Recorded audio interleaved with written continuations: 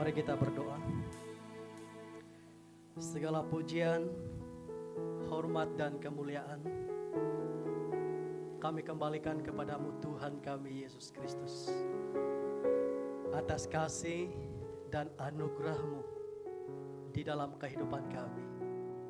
Di mana satu hari lagi pada hari ini Tuhan telah mengizinkan untuk kami hidup dan melihat kemuliaan Tuhan yang ada di sekitar kami. Bapa di sorga, sebentar lagi kami akan belajar firman-Mu. Kiranya Engkau akan mengurapi setiap pribadi jemaat yang sudah hadir di tempat ini. Kami mau berdoa Tuhan, pada waktu firman-Mu dibacakan, pada waktu firman-Mu diberitakan, kebangkitan rohani terjadi di tengah-tengah kami.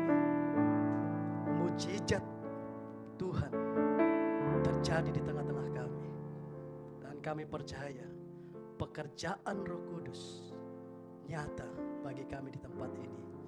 Kami mau berdoa, segala kuasa-kuasa kegelapan, segala roh-roh jahat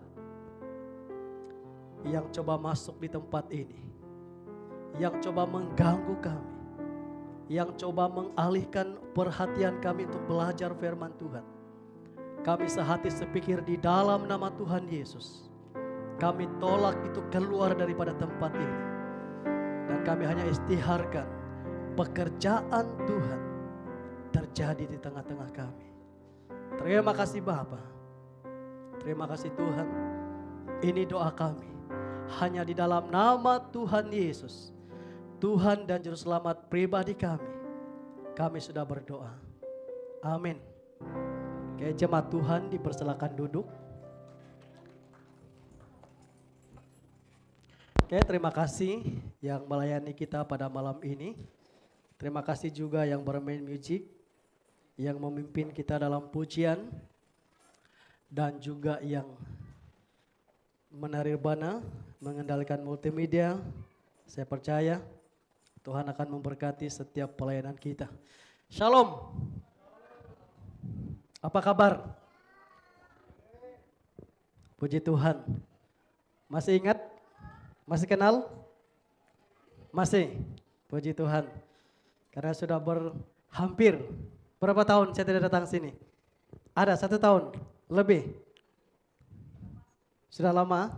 Dan hari ini puji Tuhan, sekali lagi saya dipercayakan untuk menyampaikan firman Tuhan.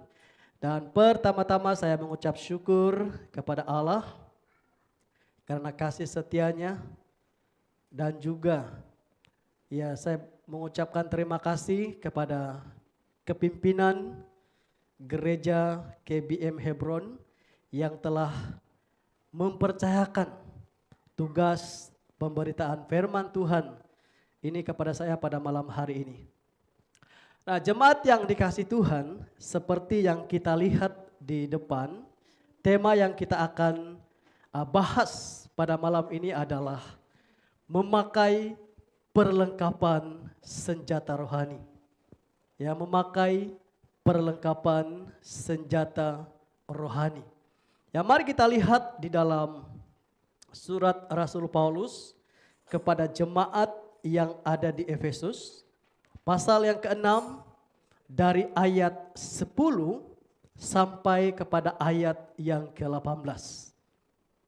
Sekali lagi di dalam Efesus, pasal yang ke-6 atau bab yang ke-6 dari ayat 10 sampai kepada ayat yang ke-18. Dikatakan di sini, akhirnya ingin saya peringatkan bahwa kekuatan saudara hendaknya datang dari kuasa Tuhan di dalam diri saudara. Ya, mungkin sedikit terjemahan berbeda dari Alkitab bahasa Indonesia, tapi ini saya ambil dari terjemahan firman Allah yang hidup. Ya, sama, maksudnya sama, cuma ada sedikit ya bahasa atau kata-kata yang tidak sama di dalam terjemahan bahasa Indonesia. Nah, ayat yang ke-11 dikatakan di sini, Boleh? Next. Ayat ke-11 dikatakan, pakailah segala perlengkapan senjata Allah, sehingga saudara tangguh menghadapi segala tipu muslihat iblis. Seterusnya, sebab kita tidak berperang melawan manusia, melainkan pribadi-pribadi yang tidak berjasad, penguasa-penguasa dunia yang tidak kelihatan, setan-setan yang berkuasa, dan penghulu-penghulu kegelapan yang memerintah dunia ini, dan melawan roh-roh jahat yang sangat besar jumlahnya. Jadi pakailah setiap senjata Allah untuk melawan musuh kapan saja ia menyerang, sehingga pada waktu serangan itu berakhir, saudara tetap tidak terkalahkan.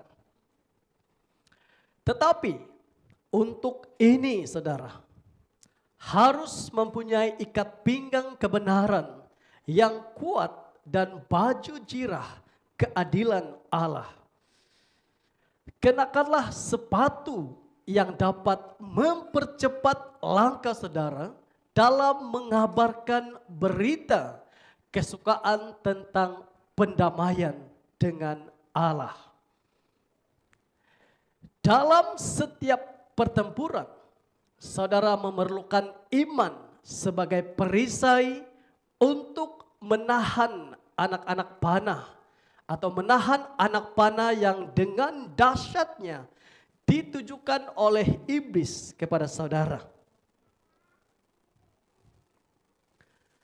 Di samping itu, saudara memerlukan topi keselamatan dan pedang roh, yaitu firman Allah.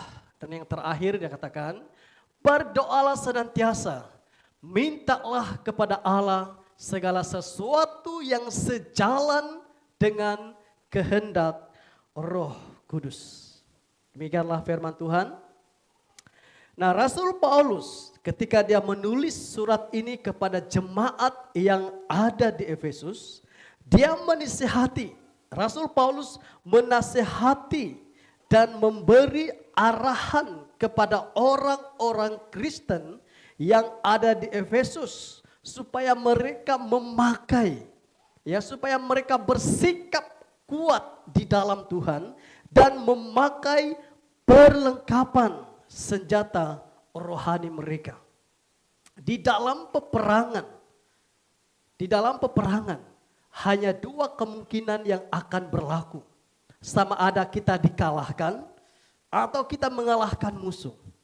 Dua hal ini akan berlaku dalam setiap peperangan. Betul? Kalau kita lihat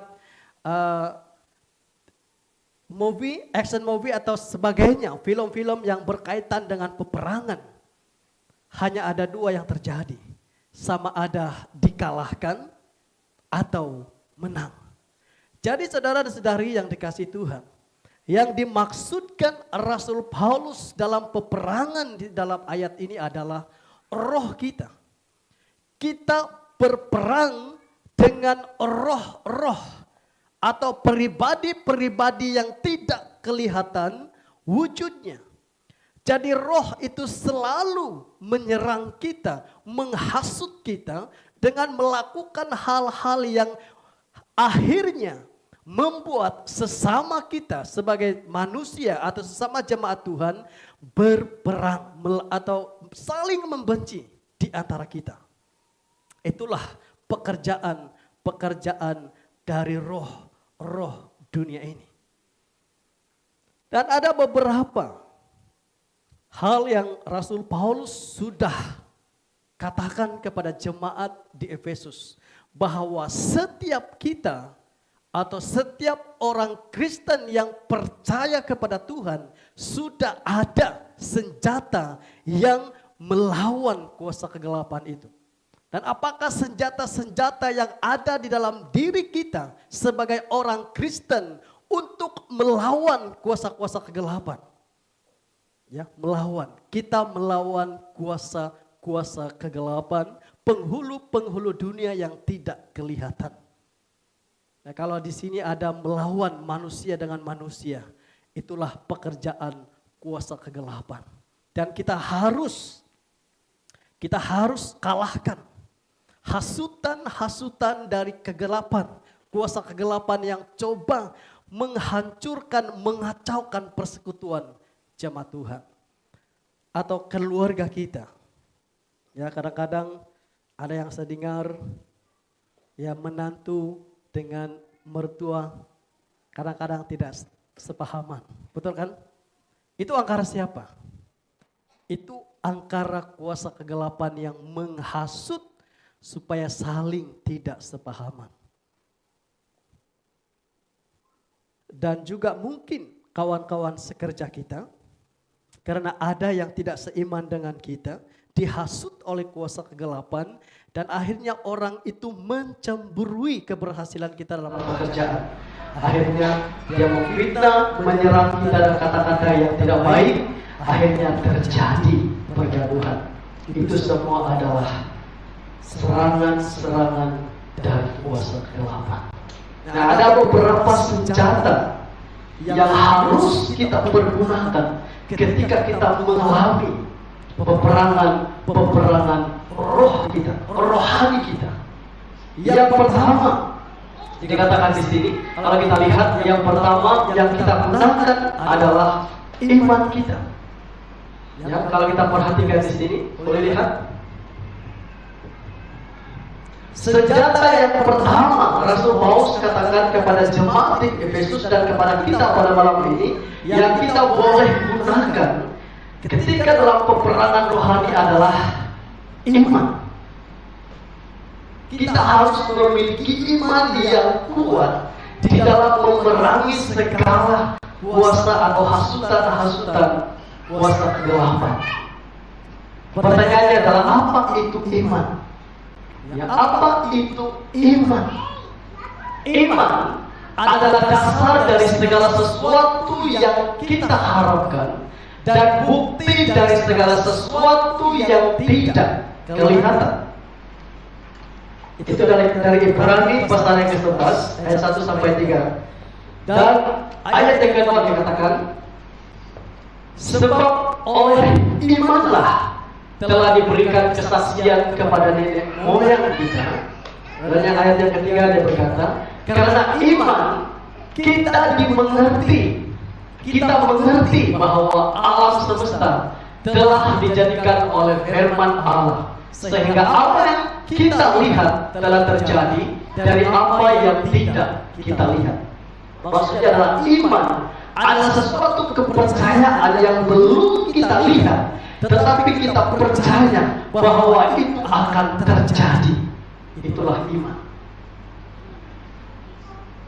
Pada awal tahun ini, bulan 2 yang lalu, yaitu sudah bulan 2 yang lalu, ada satu jemaat Tuhan yang sakit di Senai. Dan dari awal ceritanya adalah dia hanya pada mulanya adalah paru-paru dia berair. Nah, saya tahu ibu ini, ada ibu ini kan, Mami ini ada sini, dia tahu siapa pribadi itu, dan dia telah ditidurkan. Kita boleh bayangkan bagaimana seseorang itu ditidurkan. Dia ditidurkan dan di dalam proses pengobatan itu dia di dialisis. Dokter katakan ada banyak masalah yang ada di tubuhnya. Cuci darah, pas itu hati dia sudah rusak, ini menurut keterangan dokter. Dan juga jantungnya terlalu laju berdegup, ada masa-masa dia slow, ada masa-masa dia laju. Dan juga paru-parunya sebelah kanan sudah bernanah, sudah berair. Dan dia memang bergantung dengan oksigen. Dan keadaannya sangat lemah pada waktu itu. Dan ada waktu saya datang, ada waktu tidak dapat datang untuk berdoa. Karena ada masa-masa saya juga menjalankan pelayanan Dan saya berdoa untuk dia. Setiap kali ada kesempatan, saya datang ke hospital. Dari Senai, hospital Tun Aminah. Saya datang di sana berdoa untuk dia. Dan juga ada beberapa jemaat yang lain berdoa untuk dia. Dan pada waktu yang sama, ya Ibu Rini juga, ini saya terus terang, ini adalah satu kesaksian untuk kita perhatikan. Ibu Rini juga mengalami sedikit masalah dalaman. Dia juga dimasukkan dalam ward yang bersebelahan dengan jemaat itu. Jadi ward yang ditempatkan jemaat yang saya layani di sana ini adalah ward yang kritikal. Setiap hari ada orang mati. 2-3 orang mati setiap hari. Setiap hari. Bayangkan. Kita saja yang tidak tahu. Karena kita di sini kita tidak nampak. Jadi kalau kita di hospital dalam beberapa minggu kita akan tahu bagaimana orang-orang mati setiap hari. Bukan 1 atau 2. Tapi mungkin 3-4. Atau pagi, tengah hari, petang, malam. Setiap masa ada yang mati. Jadi beberapa waktu, selama 27 hari dia ditidurkan. Dan puji Tuhan, berkat doa-doa kita, dia sembuh. Dan ketika dokter itu melihat bahwa dia sembuh, dokter itu terkejut. Lalu dokter itu berkata, saya tidak pernah, hampir tidak pernah melihat orang sembuh yang ditidurkan selama 27 hari. Kebanyakan ditidurkan tidak lebih dari 10 hari akan meninggal. Jadi dia mengalami masa 27 hari untuk ditidurkan.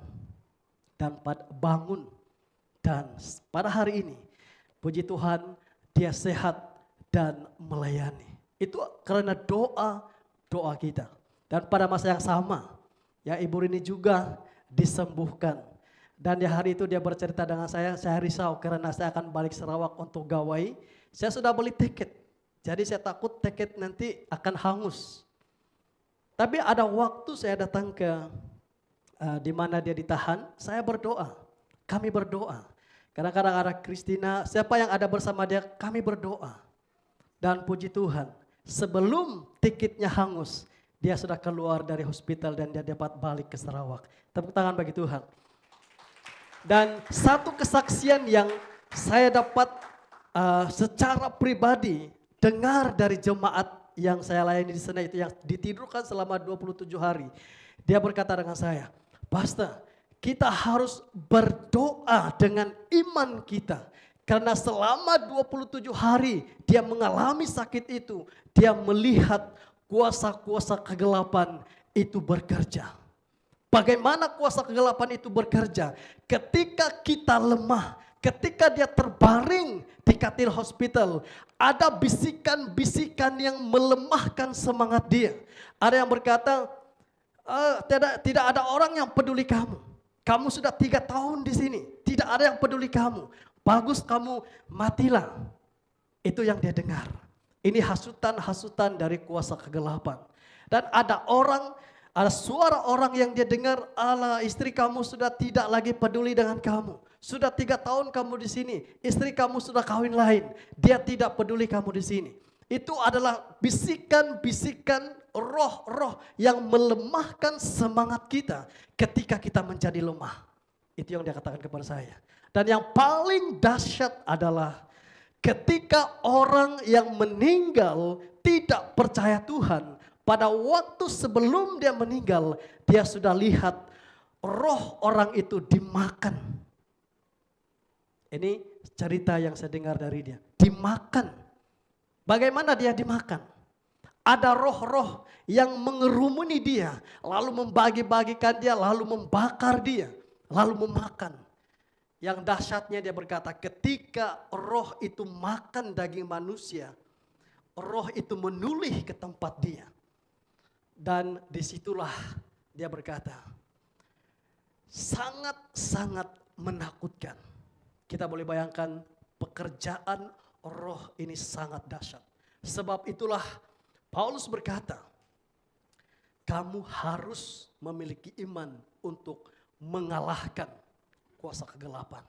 Ketika kamu sakit, kamu harus percaya yang kamu boleh sembuh. Kamu harus percaya yang kamu boleh dikuatkan oleh Tuhan. Tetapi kalau kita memiliki pikiran yang lemah, maka penyakit itu akan menguasai kita dan akhirnya kita yang dikalahkan. Yang kedua, kalau kita perhatikan yang kedua, memakai senjata rohani. Orang-orang Kristen yang taat setia kepada Tuhan memiliki senjata rohani yang sangat kuat, yaitu firman Tuhan. Kalau kita perhatikan. Boleh? Next. Yaitu firman Tuhan. Oke, sebelum ini. Sebelum ini.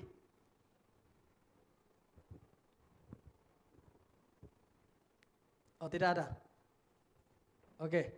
Yang kedua adalah firman Allah. Ya, mungkin saya terlimpas untuk selitkan di sini. Poin yang kedua, senjata yang ada kepada orang-orang Kristen yang percaya kepada Yesus Kristus adalah firman Allah. Kalau kita lihat dalam ayat 17. Oke, kita ke ayat 17 tadi. Oke, dia katakan di sini, di samping itu, saudara memerlukan topi keselamatan dan pedang roh, yaitu firman Tuhan. Sebagai orang Kristen, kita harus menggunakan firman Tuhan sebagai senjata rohani kita. Karena peperangan kita melawan roh-roh kegelapan. Dan ketika Yesus dicobai, pada waktu Yesus berpuasa, sebelum dia masuk dalam pelayanan, ketika Yesus dicobai oleh kuasa kegelapan, di mana roh itu berkata, kalau kamu menyembah aku, seluruh kemegahan dunia ini saya akan berikan kepadamu. Itu adalah pencobaan dari roh atau iblis kepada Yesus. Tapi Yesus menggunakan firman Tuhan untuk mengalahkan pencobaan. Jadi kalau kita perhatikan, mungkin tadi boleh kan? Kalau kita perhatikan di dalam Yohanes 1 ayat 2. Ya, kalau kita perhatikan firman Allah. Ya, siapakah atau apa itu firman Allah? Apa itu firman Allah? Oke, ayat 1 dia berkata, pada mulanya adalah firman. Firman itu bersama-sama dengan Allah dan firman itu adalah Allah. Firman itu bersama dengan firman itu adalah Allah. Jadi orang Kristen memiliki senjata yang ampuh dalam kehidupannya adalah firman Allah. Siapa firman Allah itu? Yesus Kristus. Orang Kristen harus senantiasa berlindung kepada Yesus Kristus untuk memberi atau meminta kekuatan kepada Yesus Kristus. Oke, yang ketiga. Yang ketiga adalah, kita next saja. Poin yang ketiga yang kita dapat lihat di sini. Yang ketiga adalah doa. Senjata orang Kristen yang harus dipakai ketika dalam situasi peperangan rohani adalah doa. Doa, ya. Apa itu doa? Apa itu doa? Saya percaya semua orang Kristen tahu apa itu doa. Lebih-lebih lagi jemaat di tempat ini. Apa itu doa? Doa adalah persekutuan dengan Tuhan. Bercakap-cakap dengan Tuhan atau berkomunikasi secara pribadi dengan Tuhan. Ketika kita mengatakan Tuhan Yesus, kita sedang berbicara kepada Tuhan Yesus. Kita sedang berdoa, menyampaikan sesuatu apa yang menjadi kerinduan kita, menjadi keperluan kita sebagai orang-orang Kristen. Dan doa, kalau kita lihat next lagi. Mungkin ada sedikit, saya punya PowerPoint dengan yang di sini mungkin ada sedikit yang diubah. Jadi ada sedikit lari, tapi tidak mengapa. Kalau kita lihat di dalam ayat yang ke-18, kita berkata di sini, berdoalah senantiasa, ya, berdoalah kepada Allah, segala sesuatu yang sejalan dengan kehendak Roh Kudus. Mohonlah kepadanya, ingatkan dia akan keperluan saudara, dan berdoalah dengan sungguh-sungguh bagi orang-orang Kristen dimanapun juga. Kalau kita lihat di dalam terjemahan bahasa Indonesia sehari-hari, dia berkata, berdoalah senantiasa, mintalah kepada Allah segala sesuatu yang kamu kehendaki. Jadi saudara dan saudari yang dikasihi Tuhan, atau dia katakan di sini, dalam segala doa dan permohonan, berdoalah setiap waktu di dalam roh, dan berjaga-jagalah di dalam doamu itu dengan permohonan yang tak putus-putusnya untuk segala orang kudus. Doa adalah persekutuan dengan Tuhan.